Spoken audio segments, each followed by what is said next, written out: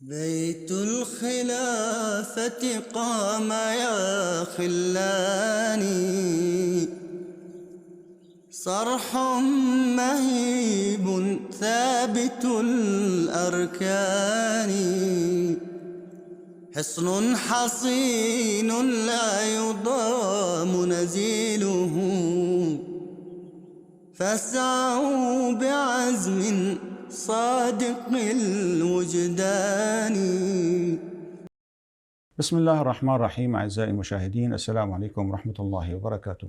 أهلا بكم في نقل في أنشطة أمير المؤمنين حضرة ميرزا منصور أحمد الخليفة الخامس للمسيح الموعود أيده الله تعالى بنصر عزيز. ويشرفنا أن نقدم لكم مقتطفات مما جاء في عدد من اللقاءات التي عقدها حضرته نصره الله خلال الأسبوع الماضي. كان أولها مع فريق الإسلام.org، والثاني مع أعضاء الهيئة الإدارية الوطنية للجماعة الإسلامية الأحمدية في ألمانيا. كما تفضل حضرته أيده الله تعالى بنصر عزيز بعقد لقاء افتراضي مع عضوات لجنة إماء الله في السويد. ونبدأ بلقاء يوم السبت، حيث التقى حضرة أمير المؤمنين أيده الله تعالى بنصر عزيز بفريق موقع الإسلام.org.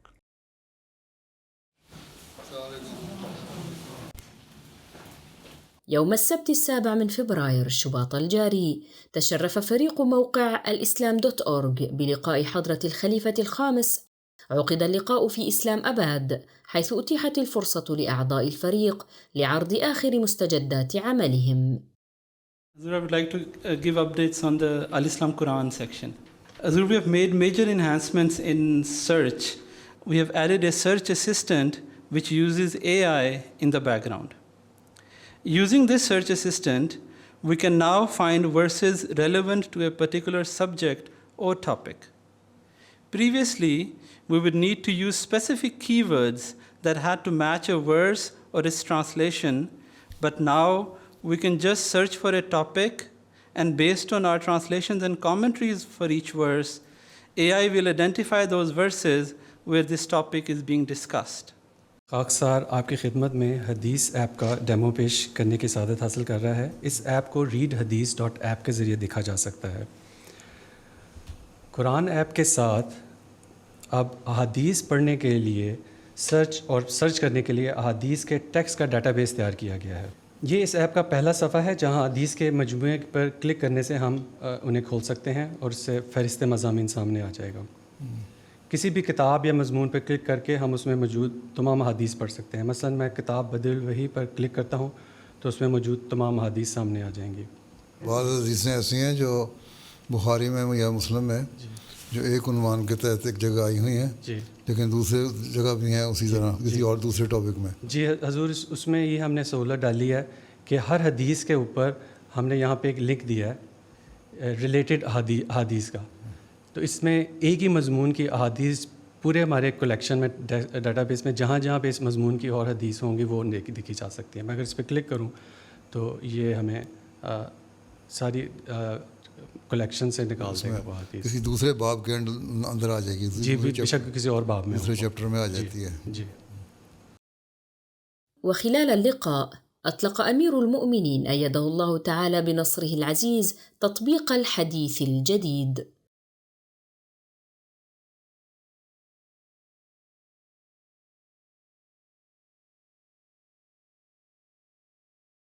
اس دفعہ لگتا ہے کہ آپ لوگوں نے زندگی سے کوئی کام کیا، امپرومنٹ بہتر ہے۔ اس دفعہ لگتا ہے تو کچھ اچیومنٹس ہیں اور کوئی محنت کی ہوئی ہے۔ میں کھول کے دیکھتا رہتا ہوں۔ قرآن شریف کی اپلیکیشن جو ہے نا وہ اس میں اچھا ہے، جس طرح مرضی لکھ دو وہ آ جاتا ہے سارا۔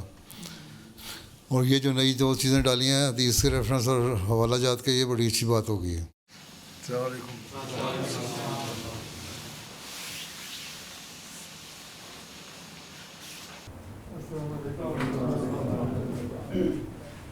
وفي اليوم نفسه حظي أعضاء الهيئة الإدارية الوطنية للجماعة الإسلامية الأحمدية في ألمانيا بشرف لقاء حضرة أمير المؤمنين نصره الله.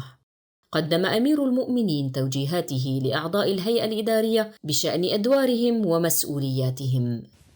آپ لوگ کے پاس ایک لائحہ عمل ہے، مجھے امید ہے جو سیکٹریان ہیں انہوں نے پڑھا ہوگا وہ لائحہ عمل۔ یا آپ نے اپنے شعبہ کا اگر نہیں پڑھا تو پڑھ لیں، اور آپ کو پتہ ہونا چاہیے اس میں آپ کے فرائض کیا ہیں، اس کے مطابق آپ کام کر رہے ہیں کہ نہیں کر رہے، اپنا جائزہ لیں۔ رشتہ ناتا کی مثلاً ہے، اب 4-5 سیکٹری رشتہ ناتا ہے ماشاءاللہ، پھر رشتہ ناتا پہ جس طرح ایفیشینٹلی کام ہونا چاہیے، صحیح طرح ہونا چاہیے، ہو رہا ہے کہ نہیں، یا آپ لوگ اس کے لیے کیا کوشش کرتے ہیں۔ تو اگر تربیت کا کام صحیح ہو جائے تو بہت سارے مسائل جو ہیں آپ کی جماعت میں وہ حل ہو جائیں گے۔ آپ لوگ آنکھیں بند کر لیں تو اور بات ہے، نہیں تو اگر جائزہ لیں باریکی سے تو خدا الحمدیہ کا صدر کو بھی پتہ ہونا چاہیے، لجنہ کے صدر کو بھی پتہ ہونا چاہیے، انصار اللہ کے صدر کو بھی پتہ ہونا چاہیے کہ بہت سارے کمزوریاں ہیں، سکم ہیں، اور تربیت کے مختلف پہلو ہیں جن کو ہم نے دیکھنا ہے، اور ان پر اس کے لیے کوئی لائحہ عمل بنانا ہے جو نہیں بنایا جا رہا جس طرح ہونا چاہیے۔ اس لیے یہ دیکھیں، صرف یہ کہہ دینا کہ ہمارے اتنے لوگ ہیں، نماز پہ انصار اللہ نے لکھ دیا، خدام الحمد نے لکھ دیا، یا جماعت کے سیکرٹری تربیت نے لکھ دیا کہ جی اتنے لوگ نماز پہ آ جاتے ہیں، اتنے لوگ آ جاتے ہیں۔ سوال یہ کہ کل حاضری کتنی ہے اور کتنے فیصد لوگ آتے ہیں اس کا، اور اس میں کیا امپرومنٹ ہوئی ہے۔ کہ ہم نے سرکولر بھیجا کہ فلاں وقت میں خطبہ آ رہا ہے یا فلاں تقریر آ رہی ہے، اس کو سنیں، ہم نے اتنے لوگوں کو سرکولر کر دیا۔ اب سرکولر تو کر دیا، اس کا نتیجہ کیا نکلا یہ بھی دیکھنے والی بات ہے۔ اصل چیز یہ نہیں کہ ہم نے کر دیا، اصل یہ ہے کہ اس کا نتیجہ کیا نکلا بعد میں۔ اسی طرح اگر سیکرٹری تربیت کا کام صحیح ہو، مربیان کا کام صحیح ہو، جو دوسرے شعبے ہیں متعلقہ ان کا کام صحیح ہو، تو مال کا مسئلہ بھی حل ہو جائے گا۔ ان کو بھی شکوہ رہتا ہے ہر وقت، امیر صاحب کو بھی اور سیکرٹری مال کو بھی، جی لوگ توجہ نہیں دیتے۔ توجہ اس لیے نہیں دیتے کہ سیکرٹری مال صاحب بھی اس وقت ان کے پاس جاتے ہیں، یا ان کے متعلقہ سیکرٹری مال اس وقت جاتے ہیں جب چندہ لینا ہو۔ لوگوں سے ہر ایک کا کام ہے تعلق رکھنا، قائم رکھنا۔ یہ آپ کا کام نہیں کہ انتظامی لحاظ سے ہم نے جب چندہ لینا ہے تو ان کے پاس پہنچ گئے۔ ویسے بھی ایک آپ کا دوستانہ ماحول ہونا چاہیے، اور ہر جماعت میں آپ کی اپروچ ہونی چاہیے۔ آپ کو پتہ ہونا چاہیے فلاں جماعت میں اتنے لوگ ہیں، اتنے لوگ اچھے کھاتے پیتے ہیں، اتنے لوگ صحیح شرح سے چندہ دینے والے ہیں، اتنے لوگ نہیں دینے والے، اور اگر نہیں دینے والے ان کی وجوہات کیا ہیں، جائز مجبوریاں ہیں یا صرف بہانے ہیں۔ جائز مجبوریاں ہیں تو ہم نے ان سے کس طرح ہمدردی کرنی ہے، اگر بہانے ہیں تو ان کو کس طرح سمجھانا ہے۔ یہ ساری چیزیں سیکرٹری مال کا بھی کام ہے کرنا، تربیت کا کام بھی کرنا۔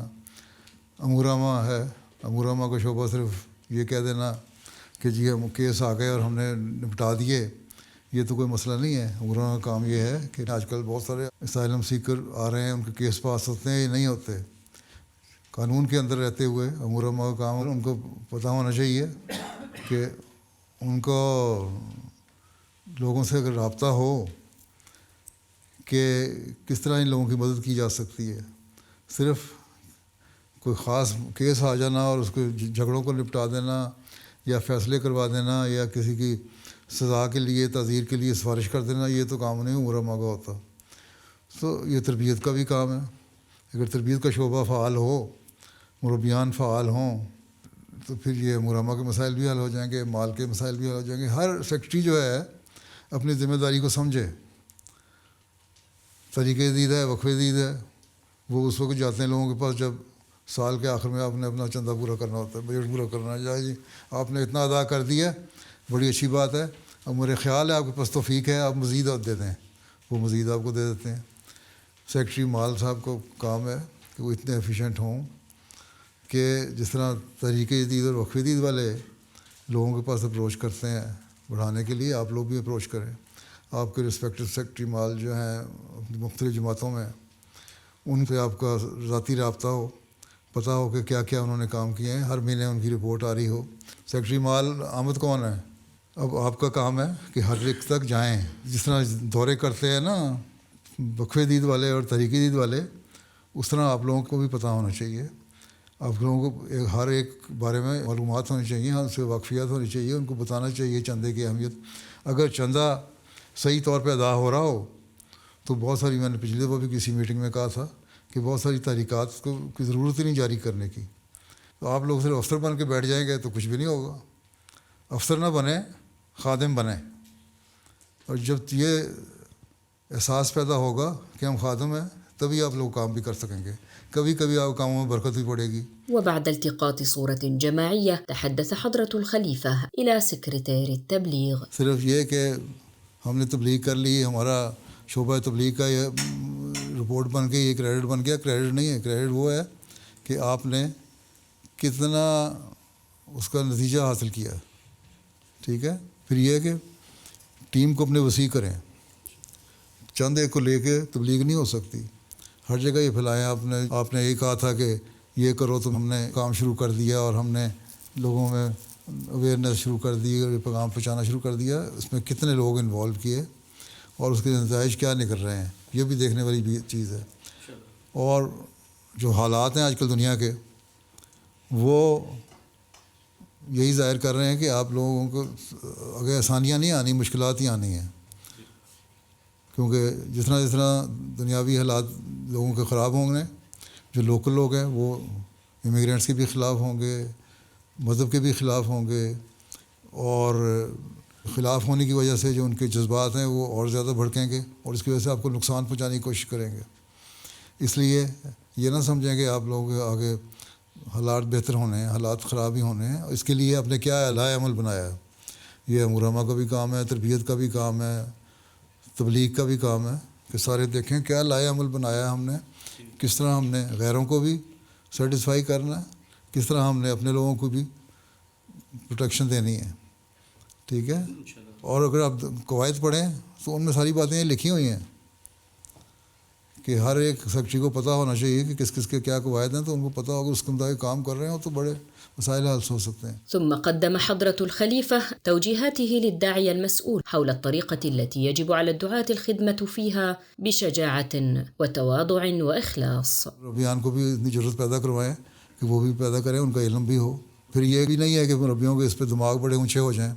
ان کو یہ ہو جائے کہ ہم نے خدمت کرنی ہے، ہمیں اللہ تعالیٰ خدمت کا موقع دے رہا ہے، تو اس کے لیے ہم نے کوشش یہ کرنی ہے کہ بہتر نتائج حاصل کریں اور لوگوں سے تعاون کریں، اپنے اور مزید لوگوں کو اپنی ٹیم میں شامل کریں اور لوگوں سے تعاون لیں. یہ جو ہوتا ہے نا صرف میرا نام آ جائے دوسرے کا نام نہ آئے، یہ بھی غلط ہے. ایسے مربیان بھی بڑھائیں اور آپ اپنی تبلیغ کی ٹیم بڑھائیں اور ہر علاقے میں بڑھائیں. اور ہر علاقے کی ایسٹ ویسٹ جرمنی میں مختلف سوچ کے لوگ رہتے ہیں، ویسٹ میں مختلف لوگ رہتے ہیں، سینٹر میں مختلف لوگ رہتے ہیں. ہر ایک کی سوچ کے مطابق ٹیمیں ہوں اور لائے عمل ہو. یہ نہیں کہ ایک چیز کو آپ نے پکڑ لیا، ہم نے جی آپ کا یہ حکم تھا کہ جی اس طرح پھیلاؤ تبلیغ کرو، تو ہم نے اس کو لے کے ہم نے اتنے پمفلٹ دے دیے. یہ تو کوئی بات نہیں ہے. مختلف طریقے ہوتے ہیں، خدمت کے بھی طریقے ہیں. اب بجلی فیل ہوگی برلن میں، 45,000 بندہ متاثر ہو گیا. اس پہ ہیومینٹی فرسٹ نے کچھ کام کیا، روٹی کھلائی، لوگوں نے اس کو بڑا اپریشیٹ کیا. انہوں نے یہ کام کیا تو وہاں امورامہ کا اور آپ لوگوں کا کام بھی تھا نا کہ وہاں آپ کی ٹیم بھی جاتی یا ان کے ساتھ مل کے کام کرتی ہے، اپنے طور پہ ان کی مدد کرتی، یا ہم بتاتے ہیں کہ ہم سارے احمدی ہیں، احمدیت کی وجہ سے ہی کام ہو رہے ہیں. تو مشنری انچارج کا بھی کام ہے، مبلغین کا بھی کام ہے، تبلیغ کا بھی کام ہے، امورامہ کا بھی کام ہے. ایسے موقعوں سے فائدہ اٹھایا کرتے ہیں تاکہ زیادہ سے زیادہ نتائج بہتر حاصل کر سکیں آپ. ٹھیک ہے. تو اگر ان کا اپریشیٹ کر سکتے ہیں دنیا، اس کا مطلب کہ لوگوں میں ابھی ایک ہے اس طرح رجحان کہ اگر ہماری کو مدد کرے گا ہم نے اس کو اپریشیٹ کرنا ہے. تو موقع کی تلاش ہونا اور اس کو موقع پہ استعمال کرنا اور پھر ایک وقف کی روح کے ساتھ اور خدمت کے جذبے کے ساتھ کام کرنا، پھر کام ہوتے ہیں، نتائج پیدا کرتے ہیں. تو آپ کے پاس تو پوری ٹیم ہے جماعت کی، کیوں نہیں آپ لوگ وہاں گئے؟ اگر کیا تو بڑی اچھی بات ہے، اور لیکن جس طرح کرنا چاہیے تھا میری رپورٹ کے مطابق اس طرح نہیں کیا. اس سے بہت بہتر آپ کر سکتے تھے. ٹھیک ہے. آپ کو اسمبلی میں بھی بلایا گیا، ممبر آف پارلیمنٹ ہیں، کونسلرز ہیں، ان کو انہوں نے اپریشیٹ کیا، لوگوں نے اپریشیٹ کیا، لوگوں نے بلکہ بڑی اپنی طرف سے جو بھی ان کے لیے ان کے طریقے انہوں نے دعائیں بھی دیں آپ لوگ کام کرنے والوں کو. تو یہ اس میں اگر آپ زیادہ حصہ ڈالتے تو اور وسیع ہو جاتا کام، اور تھوڑے وقت میں زیادہ کام ہو جاتا، اور اس کو آپ وسعت دے سکتے تھے. ٹھیک ہے. ومع اختتام اللقاء تسلم جميع الحاضرين أقلاما هدية. وأكد أمير المؤمنين نصره الله خلال حديثه مع سكرتير الوقف نو على أهمية دور هذا القسم. وقفین نو کے لیے بھی ان کو آرگنائز کریں، مزید ضرورت ہے، اور ان کی تربیت کی طرف بھی توجہ دیں. پھر وقف نو کے پچھلی دفعہ میں نے کسی اور کو بھی کہا تھا کہ ٹائٹل نہیں ہے، وقف نو کی توجہ دینے کی ضرورت ہے. ٹھیک ہے، وقف نو کی توجہ ہوگی تو بہت سارے آپ کی تربیت کے مسائل حل ہو سکتے ہیں. اگر آپ کو جائزہ آپ لیں تو عام طور پہ وقف نو کے اخلاقی اور دینی روحانی علمی معیار کا اور دوسرے لوگوں کا کوئی خاص فرق نہیں، بلکہ دوسرے بعض بہتر ہیں ان سے. حالانکہ آپ لوگوں کے وقف نو زیادہ بہتر ہونے چاہیے، اس طرح توجہ دیں. ٹھیک ہے، اب نئے وقف نو بنے ہیں تو ایک نئی روح کے ساتھ کام شروع کریں نا. السلام علیکم ورحمۃ اللہ. وفي اليوم التالي في 8 فبراير أجرى حضرة الخليفة أيده الله تعالى بنصره العزيز لقاء افتراضيا مع عضوات اللجنة من السويد، الطالبات في المدارس والجامعات والعضوات في جمعية الطالبات المسلمات الأحمديات. بعد تلاوة من القرآن الكريم ثم ترجمتها أتيحت للحاضرين فرصة طرح الأسئلة حول مجموعة من القضايا المعاصرة والدينية. جی، میرا نام بریرہ احمد ہے اور میرا سوال یہ ہے کہ براہ کرم رہنمائی فرمائیں کہ آئندہ آنے والے سالوں میں کس سمت میں آمسا کو کام کرنا چاہیے اور کن باتوں پر توجہ دینی چاہیے تاکہ لجنہ دینی اور دنیاوی دونوں میدانوں میں ترقی کر سکیں اور جماعت کی ذمہ دار خادمہ بن سکیں. جو نصیحتیں مردوں کے لیے ہیں وہ عورتوں کے لیے ہیں، جو کام مردوں نے کرنے ہیں وہ عورتوں نے کرنے ہیں. جو آمسا اسٹوڈنٹس ایسوسیشن جو لڑکوں کی ہے وہ کام کر رہی ہے وہ آپ لوگوں نے کرنا ہے. پہلے تو یہ ہے کہ جہاں دنیاوی علم حاصل کر رہے ہیں، جس سبجیکٹ میں پڑھ رہے ہیں، آپ لوگ یونیورسٹی میں گریجویشن کر رہے ہیں یا پوسٹ گریجویشن کر رہے ہیں یا پی ایچ ڈی کر رہے ہیں، اس میں آپ کو ایکسیل کرنا چاہیے. زیادہ سے زیادہ کوشش کریں کہ ٹاپ پہ جائیں آپ لوگ، تاکہ آپ لوگ کا نام ہو. اور جب نام ہو تو لوگ پوچھیں کہ تم مسلمان ہو، اور پھر تم نے اتنا محنت کی تو بتاؤ کہ ہم مسلمان ہیں اور ہمارا دینی تعلیم کا یہ حصہ ہے کہ علم حاصل کریں. اور حضرت صلی اللہ علیہ وسلم نے فرمایا تھا کہ آدھا علم جو ہے دین کا علم ہے وہ تو عائشہ سے حاصل کرو. تو اس کا مطلب ہے کہ عورت کا ایک مقام دیا حضرت صلی اللہ علیہ وسلم نے، وہی مقام آپ لوگوں کو پیدا کرنا ہوگا. دینی علم حاصل کریں دنیاوی علم کے ساتھ ساتھ. ٹھیک ہے، اور پھر جہاں دنیا کی رہنمائی کریں وہاں اپنی آئندہ نسلوں کی بھی رہنمائی کریں، تربیت کریں، اپنے چھوٹے بہن بھائیوں کی رہنمائی کریں، تربیت کریں، اور اپنے ماحول کی رہنمائی کریں تاکہ اسلام کا حقیقی پیغام ہر جگہ تک پہنچ سکے. تو ہمسا کا کوشش یہ ہونی چاہیے کہ جہاں سیکولر ایجوکیشن ہے اس کو بڑھانے میں ترقی کر رہی ہیں، وہاں دینی علم کو بڑھانے میں بھی ترقی کریں. ٹھیک ہے، اور اس کے لیے پھر یہ بھی ہے کہ تبلیغ کے مختلف موقع پیدا کرنے چاہیے. براہ راست اگر تبلیغ نہیں بھی کرنی ہے، آج کل لوگوں کو اس سے کوئی تعلق نہیں کہ مذہب کیا چیز ہے، حضرت عیسیٰ علیہ السلام کیا چیز ہیں. ان ملکوں میں تو دنیا داری زیادہ آ گئی ہے، اس لیے سیمینار کریں مختلف ٹاپک سے. اپنے یونیورسٹیوں میں آرگنائز کریں سیمینار، یا پھر اپنے کسی ایسی جگہ پہ کریں جہاں آپ لوگ اپنے غیر مسلموں کو بھی بلا سکیں. وہاں کوئی ٹاپک پہ جو دنیاوی ٹاپک ہے، سائنس کا کوئی ٹاپک ہے یا ہسٹری کا کوئی ٹاپک ہے، اس پہ بات کریں تو لوگوں کو دلچسپی پیدا ہوگی، وہ آپ کی باتیں سنیں گی، پھر آگے سے بات نکلے گی. اس طرح تعارف بھی بڑا ہوگا آپ کا اور تبلیغ کے موقع بھی پیدا ہوں گے.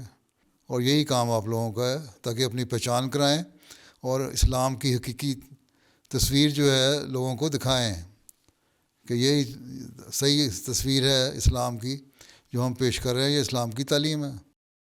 ہم خلفاء کے خطابات میں سنتے ہیں کہ ہمیشہ اللہ تعالیٰ کی صفات اپنانے کی کوشش کرنی چاہیے، لیکن اللہ تعالیٰ کی کچھ صفات ایسی ہیں جو صرف اس کی شان کے لائق ہیں، جیسا کہ المتکبر.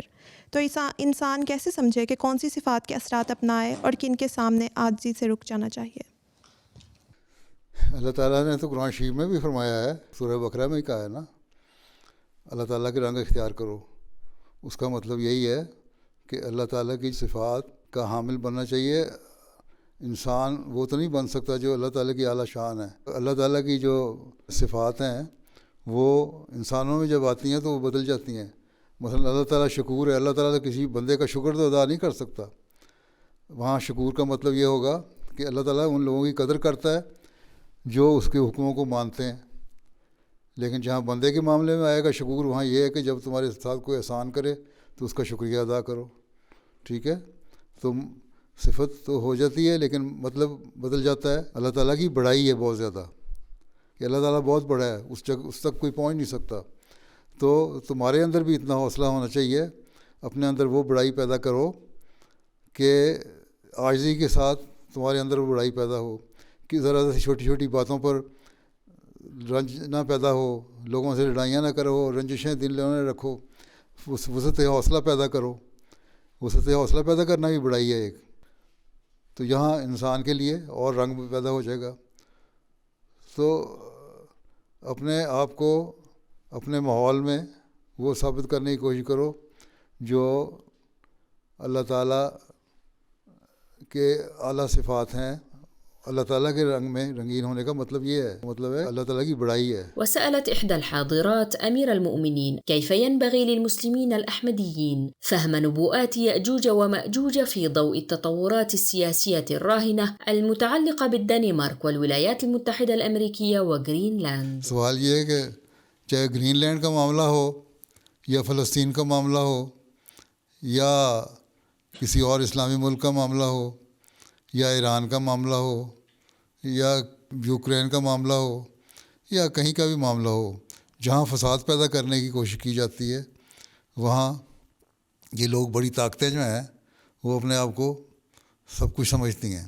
تو یہ تو دجالی طاقتیں ہیں، یہ پھیلاؤ پیدا کرنے کی کوشش کر رہے ہیں. اسی طرح جس طرح عرب ملکوں میں اور عرب مسلمانوں کو ہوش نہیں آ رہی کہ کیا کریں، وہ ان سے ہی اسلحہ لیتے ہیں، ان کے جھولی میں جا کے گرتے ہیں، ان سے ہی دوستیاں لگاتے ہیں اور یاجوج ماجوج خود مدد کر رہے ہیں وہ لوگ. تو اس لیے حضرت مسیح علیہ السلام آئے تھے اور اس دجل کو جو یاجوج ماجوج کرنا تھا، یہی دجال ہے نا.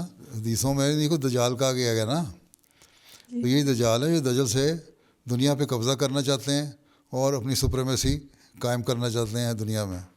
اس کے لیے ہمیں دعا کرنی چاہیے کہ اللہ تعالیٰ ان کے شر سے بچائے اور حضرت مسیح علیہ السلام جس مقصد کو لے کے آئے تھے اس کو ہم پھیلائیں. یہ چیزیں دیکھ کے تو ہمارا اس طرح زیادہ توجہ پیدا ہونی چاہیے کہ ہم اپنے تبلیغ کے کام کو پھیلائیں اور اسلام کی حقیقی تعلیم مسلمانوں کو بھی بتائیں اور غیر مسلموں کو بھی بتائیں تاکہ اس سے ہم بچ سکیں. اب یہ تو انتہا پہ پہنچ چکے ہیں اس حد تک. اب یہ یاجوج ماجوج کی آپس کی لڑائیاں بھی ہیں اور دنیا پہ قبضے کرنے کے لیے بھی ہیں، مسلمانوں کو زیر نگین کرنے کے لیے بھی ہیں. تو یہ ایک فتنہ فساد دنیا میں پیدا ہوا ہے. اس کے لیے ہمیں کوشش کرنی چاہیے اور اس کا رد کس طرح ہم کر سکتے ہیں کہ ہمیں زیادہ سے زیادہ اسلام کی تعلیم اپنے عمل سے بھی دکھائیں لوگوں کو اور اسلام کا پیغام بھی پہنچائیں اور لوگوں کو کہیں اگر دنیا میں امن چاہتے ہو، اگر دنیا کو فساد سے بچانا چاہتے ہو، اگر اپنی اور اپنی نسلوں کو تباہی سے بچانا چاہتے ہو تو پھر ان چیزوں سے بچ کے رہو. اب ایک لحاظ سے تو قبضہ کر لیا نا گرین لینڈ پہ امریکہ نے، ان کو کہہ دیا جی ہم ایک ایئر بیس بنائیں گے وہاں، اتنا حصہ جو ہوگا وہ ہماری حکومت ہوگی. اب ایک ٹکڑا دے دیا دجال نے، تو ایک ٹکڑا اس کو دے دیا، اگلا وہ قدم آپ ہی بڑھائے گا، وہ پھیلتا جائے گا. تو وہ تو ان کے آپس میں بھی فساد ہیں اور مسلمانوں کے خلاف بھی فساد ہیں. ان فسادوں کو دور کرنا اب آپ کا کام ہے. ٹھیک ہے، ذوالقرنین کے ماننے والے ہیں آپ، مسیح موعود ذوالقرنین تھے نا، تو اس کو ماننے والے آپ ہیں، تو پھر اس کا پیغام پہنچائیں. قرآن کریم کی تعلیم بھی پڑھیں، تفسیر بھی پڑھیں، دعائیں بھی کریں، اللہ سے تعلق بھی پیدا کریں. آج کل میں خطبے بھی دے رہا ہوں نا، اس لیے وہ حضرت صلی اللہ علیہ وسلم کی سیرت اس لیے تو بیان ہوتی ہے کہ ہم اس پہ عمل کرنے والے ہوں، کہ اللہ تعالیٰ سے محبت کی طرف بھی توجہ ہو، اللہ دعاؤں کی طرف بھی توجہ ہو اور ہمارے عمل بھی نیک ہوں. آئندہ انشاءاللہ موقع ملے گا تو نیک عملوں کی طرف بھی توجہ دلایا جائے گا کہ کیا حضرت صلی اللہ علیہ وسلم کی سیرت تھی ہر معاملے میں، اس پہ اس طرح ہم نے عمل کرنا ہے. میں ایک مسلمان ہوتے ہوئے World War III کیسے سروائیو کر سکتی ہوں، اور جب دنیا اتنی انسٹیبل لگ رہی ہے تو کیا فیوچر کے لیے پلان کرنا صحیح ہے؟ چاہے وہ مسلمان ہو غیر مسلم، جہاں جب بم پڑنا ہے تو اس نے یہ تو نہیں دیکھنا کون مسلمان ہے کون نہیں ہے. ہاں کم نقصان ہوگا جو حقیقی مسلمان ہیں، جو احمدی ہیں. جس طرح حضرت مسیح علیہ الصلوۃ والسلام نے فرمایا ہے جنگوں کے بارے میں کہ آگ ہے، پر آگ سے وہ سب بچائے جائیں گے جو کہ رکھتے ہیں خدائے ذوالعجائب سے پیار. اگر اللہ تعالیٰ سے پیار ہے تو اس آگ سے اللہ میاں بچا لے گا تم لوگوں کو، اور اگر نہیں تو جس طرح باقی پس رہے ہیں یہ ہم لوگ بھی پس جائیں گے اس میں. اس لیے ہمیں اللہ تعالیٰ سے تعلق زیادہ پیدا کرنا چاہیے تاکہ اللہ تعالیٰ کے فضلوں کو حاصل کرنے والے بنیں. من حیث الجماعت اللہ تعالیٰ انشاءاللہ بچائے گا، لیکن انفرادی طور پہ بعض نقصان بھی ہو سکتے ہیں. تو اس کے لیے ہمیں اللہ تعالیٰ سے تعلق پیدا کرنا چاہیے تاکہ اللہ تعالیٰ اول تو بچائے ہمیں، نہیں تو کم از کم اگر کوئی ایسا موقع آئے بھی تو پھر اللہ تعالیٰ ہم سے راضی ہو. ٹھیک ہے. اور اگر دنیا انسٹیبل ہو رہی ہے تو دنیا پہ تو دنیا والے محبت کرتے ہیں نا. حضرت صلی اللہ علیہ وسلم کی حدیثیں میں نے پچھلے دنوں میں خطبہ میں سنائی کہ آپ نے کہا میرا دنیا سے کیا لینا دینا. ہاں دنیا کو اللہ تعالیٰ نے نعمتیں دی ہیں، ان سے فائدہ اٹھانا چاہیے اور اس کے مطابق پلان کرنا چاہیے. اور دنیا میں جو مقصد ہے انسان کا وہ اگر ہمیں احمدی مسلمان جو ہیں ہمیں اس مقصد کو سمجھنا چاہیے اور پورا کرنے کی کوشش کرنی چاہیے، اور وہ ہے کہ اللہ تعالیٰ کی عبادت کرنا، اس کا شکر گزار بندہ بننا اور اس کی باتوں پر عمل کرنا، اس کے بندوں کے حق ادا کرنا. یہ ساری چیزیں اگر ہم کریں گے تو ہم اس سے بچ کے بھی رہیں گے اور اسی نظریے سے ہم پلاننگ بھی کرتے رہیں گے. اگر اس بات پہ ہم بیٹھ جائیں کہ پتہ نہیں دنیا میں رہنا بھی ہے کہ نہیں تو پھر یہ تو ڈپریشن کی بیماری شروع ہو جائے گی، اب ڈپریس ہو جائیں گے. اس لیے جب تک زندگی ہے کوشش کرو، اسٹرگل کرو، اور جتنی اللہ تعالیٰ نے زندگی دی ہے اللہ تعالیٰ سے مدد مانگتے ہوئے اس کے لیے اچھی پلاننگ کرو اور ہر اپنا جو فیلڈ ہے اس میں ایکسیل کرنے کی کوشش کرو. مایوس ہونے کی ضرورت کوئی نہیں ہے. جب تک زندگی ہے اسٹرگل کرو ہارڈ. ٹھیک ہے. سخت محنت کرو. یہ لینے کی زندگی ہے کہ نہیں آدمی کو تو ویسے ہی نہیں پتہ جنگ ہو یا نہ ہو، کیا پتہ اگلا سانس آنا ہے کہ نہیں آنا. ٹھیک ہے.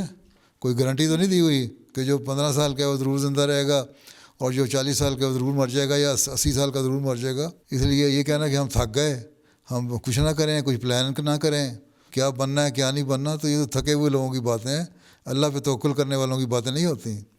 اللہ پہ توکل کرنے والے لوگ اللہ کی باتیں بھی مانتے ہیں، لوگوں کی خدمت بھی کرتے ہیں اور اپنی صحیح پلاننگ بھی کرتے ہیں، اور اپنے جہاں جہاں انہوں نے اپنے ایکسیل کرنا ہوتا ہے اپنے فیلڈ میں وہ جانے کی کوشش کرتے ہیں. ٹھیک ہے جی. چلو بیٹھ جاؤ. جزاک اللہ. بحیثیت احمدی مجھے اپنے ملک اور علاقے کی تہذیب اور وہاں کے ماحول سے کس حد تک متاثر ہونا چاہیے اور ہمارے ظاہر اور باطن پر اس کا اثر کس حد تک قابل قبول ہے. اپنی جو مذہب ہے اس پہ عمل کرو، نمازوں کی پابندی کرو، اللہ تعالیٰ کے حکموں کو یاد رکھو، لوگوں کی خدمت کرو، اور جو حیا ہے اس کو قائم رکھو اپنی. اللہ تعالیٰ نے حجاب کا حکم دیا نا، سر کو ڈھانکنا، چہرے کو ایک حد تک ڈھانکنا، یا ننگا بھی رکھنا ہے تو پڑھائی کے معاملے جسم کو اچھی طرح ڈھانکنا وہ رکھو، اور جو مذہب کی تعلیم ہے اس کو قائم رکھو. باقی جو علاقے کا تہذیب اور کلچر ہے وہ کیا ہے، اگر وہ وہاں تہذیب یہ ہے کہ فلاں فیسٹیول ہو رہا ہے وہاں ڈانس ہو رہا ہے باجے بج رہے ہیں تو ٹھیک ہے، دیکھنا کہ حد تک کبھی جانا ہو تو دیکھ لیا، لیکن ڈانس میں شامل ہونا غلط ہے کیونکہ وہ مذہب کے خلاف ہے. آن وسلم نے منع فرمایا ہے ناچ گانے سے، اس لیے ناچنا نہیں ہے، وہ تہذیب میں شامل نہیں ہونا. شراب پینا ان کی تہذیب میں شامل ہے. اب تو بلکہ اس کے خلاف بولنے لگے، اب تو کہتے ہیں 1 گلاس روز کا پینا بھی نقصان دیتا ہے. اس پہ اب ریسرچ آنے لگ گئی ہے، وہ نہیں، اس سے بچ کے رہنا ہے، اس سے متاثر نہیں ہونا. اور کوئی ایسی تہذیب، ایسا کلچر، ایسا ان کا ٹریڈیشن جو اسلامی تعلیم سے ٹکراتی ہیں اس کو نہیں کرنا. جو اسلام کی تعلیم سے نہیں ٹکراتی اس کو ہم اختیار کر سکتے ہیں، اڈاپٹ کریں. جو سویڈن نیشنل ہیں ان کو یہ کہنا چاہیے کہ ہم سویڈن نیشنل ہیں، ہم ملک کے وفادار ہیں اور اس کے لیے ہر قربانی کے لیے تیار ہیں اور اس کی بہتری کے لیے ہم کوشش کرنے والے ہیں اور ہم کرتے ہیں. یہ ہے اصل میں ایبزارب ہونا اس ملک کی بہتری کے لیے، اس کے کلچر میں شامل ہونا اور اس کی بہتری کے لیے شامل ہونا. کلچر یہ نہیں ہے کہ ان کی گندی باتیں سیکھ لیں. کلچر جو اسلام سے نہیں ٹکراتا اس کو کرنے میں حرج کوئی نہیں. یہاں بھی تو اچھی باتیں نیک ہوں گی نا، ان کی روایات میں، ان کی ٹریڈیشن میں نیک باتیں ہوں گی، وہ آپ کر سکتے ہیں. اور جب آپ نیکی کی باتیں کر رہے ہیں کہ آپ کے ظاہر اور باطن پہ اس کا اثر ہو رہا ہوگا. اور اس وجہ سے کہ آپ نے اسلامی تعلیم پہ عمل کر رہی ہیں، اللہ تعالیٰ کا خوف آپ کے دل میں ہے، لوگوں کی خدمت آپ کا جذبہ ہے اور اچھے اخلاق آپ کے ہیں، تو اس کا اثر اگر دل میں یہ جذبہ ہے تو ظاہر پہ بھی ہوگا، اور جب ظاہر میں ہوگا تو لوگوں پہ بھی ہوگا. اور کوئی آپ کو برا نہیں کہے گا، پھر یہ نہیں کہے گا تم شراب کیوں نہیں پیتی، تم ڈانس کیوں نہیں کرتی. ٹھیک ہے. جی جی، جزاک اللہ حضور. میں سوال کرنا چاہتی ہوں کہ جب ہم پاکستان میں اسکولوں اور کالجوں میں تعلیم حاصل کرتے تھے تو ہمیں احمدی ہونے کی وجہ سے مخالفت کا سامنا کرنا پڑتا تھا، اور اب سویڈن میں مسلمان اور غیر ملکی ہونے کے باعث بعض اوقات منفی رویے دیکھنے کو ملتے ہیں. ایسے حالات میں کبھی کبھی یہ احساس پیدا ہوتا ہے کہ ہمارا کوئی وطن نہیں. پیارے حضور، ہم اس احساس بے وطنی کو کس طرح مثبت سوچ میں بدل سکتے ہیں؟ جزاک اللہ. مایوس و غمزدہ کوئی اس کے سوا نہیں، قبضے میں جس کے قبضہ ہے سیف خدا نہیں. ٹھیک ہے. مایوس ہونے کا کوئی تک نہیں ہے. اللہ تعالیٰ پہ ایمان ہے اگر تو اس سے دعا کرو، اللہ تعالیٰ حالات بہتر کرے گا. بہرحال پاکستان کی طرح تو نہیں. مولوی تو کہتا تھا اذان نہیں دے سکتے، نماز نہیں پڑھ سکتے، قرآن نہیں پڑھ سکتے، السلام علیکم نہیں کہہ سکتے پاکستان میں ہیں. یونیورسٹی میں آپ کسی کو سلام کر دیں تو آپ کے پیچھے پڑ جائے گا، پٹائی بھی کر دے گا. یہاں مخالفت تو ہے لیکن چھپی ہوئی مخالفت ہے. آپ کو نہ نماز پڑھنے سے کوئی روک رہا ہے، نہ قرآن کریم پڑھنے سے کوئی روک رہا ہے، نہ اذان دینے سے کوئی روک رہا ہے، نہ کلمہ پڑھنے سے کوئی روکتا ہے. تو اس لیے ایک حد تک تو آزادی ہے نا یہاں آپ کو. اس لیے اس کو اس کے ساتھ ملا دینا، اتنی مایوس ہو جانا. تھکی ہوئی سوچ کہتے ہیں نا پنجابی میں، تھکی ہوئی سوچ. وہ تھکی ہوئی سوچ کو نکالیں اپنے ذہن سے، اور یہ شکر کریں اللہ تعالیٰ کہ یہاں یہ حالات پیدا ہو گئے. باقی جس طرح کہ میں نے پہلے بھی کہا ہے، لوگوں کو اپنے اخلاق دکھائیں، اچھے لوگوں کے سامنے پیش ہوں، اپنا انٹریکشن ہو لوگوں کے ساتھ، ان کو اچھی باتیں بتائیں. آپ کے عمل دیکھ کے خود آپ کی طرف توجہ رہیں، تو یہ جو ایک ماحول آہستہ آہستہ آپ کا پیدا ہو جائے گا جو بڑھتا جائے گا، اور آپ کا دوستانہ ماحول پیدا ہو جائے گا. اور آپ کے ہمدرد ہیں. کئی لڑکیاں یہاں ہوں گی جن کی لوکل سویڈش لڑکیاں دوست ہیں، اور وہ ان کو اچھا بھی سمجھتی ہیں، ان کے گھر آنا جانا بھی ہے، میں بھی جانتا ہوں بعضوں کو، اور ان کے اچھے تعلقات بھی ہیں. تو اس طرح آپ لوگ تعلقات رکھیں تو بہتر ہو سکتا ہے. کہ کہنا جی بے وطنی کی حالت ہو گئی، ہم مر گئے، کیا کریں، یہ مایوسی کی باتیں ہیں. یہ ایک مومنہ کے لیے زیب نہیں دیتا. مایوس بالکل نہیں ہونا، ڈٹ کے رہو. میرا نام عطیہ سلام ہے، اور میرا سوال یہ ہے کہ جب مستقبل کے کریئر پاتھس انسرٹن لگے تو ہم اسٹوڈنٹس کیسے اللہ پر اپنا ٹرسٹ مضبوط رکھ سکتے ہیں؟ کیریئر پاتھ انسرٹن کیوں لگیں؟ یا آپ کو اس سبجیکٹ سے انٹرسٹ نہیں ہے، یا کیریئر آپ لینا چاہتی ہیں، یا آپ میں کانفیڈنس نہیں ہے، یا آپ محنت کرنے والی نہیں ہو. میڈیسن کرنا ہے تو اتنی محنت نہیں کی کہ وہاں میڈیکل کالج میں داخلہ ملے. سوال یہ ہے کہ اگر انسان محنتی ہو اور ایک ارادہ ہو کہ میں نے یہ بننا ہے تو پھر ہو جاتا ہے. باقی دنیا میں ہر جگہ یہی ہوتا ہے کہ اگر ساری دنیا اپنے جو ان کی خواہشات ہوتی ہیں اور جو پلان ہوتا ہے اس کے مطابق وہ بن جائے تو ساری دنیا تو خوشی خوشی ہو نا، مسائل پیدا ہی نہ ہوں. تو انسان بعض دفعہ ایک کیریئر چنتا ہے لیکن اس کا پوٹینشیل اس میں نہیں ہوتا، اور اس میں اس کا ایپٹیچیوڈ نہیں ہوتا، اس میں وہ اس کو پڑھ نہیں سکتا. اس لیے بہتر یہی ہے کہ پہلے سوچ سمجھ کے فیصلہ ہو. یہ نہیں ہے کہ میرا کزن، میرا بھائی، میری فلاں سہیلی ڈاکٹر بن گئی تو میں نے ڈاکٹر بننا ہے، یا میرا فلاں رشتہ دار انجینئر بن گیا تو میں نے انجینئر بننا ہے، یا فلاں نے یہ کر لیا تو میں نے وہ کرنا ہے. یہ دیکھو کہ میرا اپنا کیا انٹرسٹ ہے. غور سے دیکھو، سوچو. بہت سارے سوچیں. اپنے ٹیچرز ہیں ان سے کنسلٹ کرو، ان سے پوچھو آپ مجھے پڑھا رہے ہو یا پڑھا رہی ہو، مرد یا عورت جو بھی ٹیچر ہے، کہ اب میرے بارے میں کیا آپ کا خیال کیا ہے، مجھے کس طرح اسیس کیا آپ نے کہ مجھے کون سا سبجیکٹ میں آگے اسٹڈی کرنا چاہیے، اور پھر اس میں اسٹڈی کرو. یہ نہیں ہے کہ بھیڑ چال اماں ابا نے کہہ دیا بچے تم نے ڈاکٹر بننا ہے، تم نے ڈاکٹر بننا ہے، تم نے ٹیچر بننا ہے، یا تم نے لائر بننا ہے، یا تم نے فلاں کام کرنا ہے. نہیں، جو تمہاری دلچسپی ہے وہ کرو، خود سوچو اور اپنے ٹیچر سے مشورہ لو. اور میں نے جماعتوں کو بھی کہا ہوا ہے اسی لیے کہ گائیڈنس کے لیے ایک ہونا چاہیے کمیٹی جو کیریئر پلاننگ اور گائیڈنس ہو اس میں، تاکہ وہ تم لوگوں کو بتا سکیں تم نے کیا کر سکتے، تمہارا ایپٹیچیوڈ کیا ہے، اس کے مطابق کام کرو. ٹھیک ہے جی ٹھیک ہے. ٹھیک ہے بھائی، مایوس ہونے کی کوئی ضرورت نہیں. اور اس جب تم چن لیا سبجیکٹ، پھر اس کو محنت کرو اس پہ تو کامیاب ہو جاؤ گی. اللہ تعالیٰ کسی کی محنت کو ضائع نہیں کرتا. محنت کرو، اللہ تعالیٰ سے دعا کرو، کامیاب ہو جاؤ گی. ٹھیک ہے جی جزاک اللہ. چلو پھر اللہ حافظ. السلام علیکم ورحمۃ اللہ. اللہ حافظ. وعلیکم السلام ورحمۃ اللہ وبرکاتہ. كان ذلك بعضا من أنشطة أمير المؤمنين أيده الله تعالى بنصر عزيز الأسبوع الماضي. أما الآن فمع مقتطفات لخطبة الجمعة الماضية التي ألقاها حضرته نصره الله من مسجد مبارك، والتي تحدث فيها عن شهر رمضان. مسیح علیہ السلام نے اپنی اس کیفیت کو جو باجماعت نماز کے لیے آپ کے دل میں پیدا ہوتی تھی بیان کرتے ہوئے ایک مجلس میں فرمایا، میرے سر کی حالت آج بھی اچھی نہیں ہے، چکر آ رہے ہیں، یعنی چکروں کی تکلیف تھی.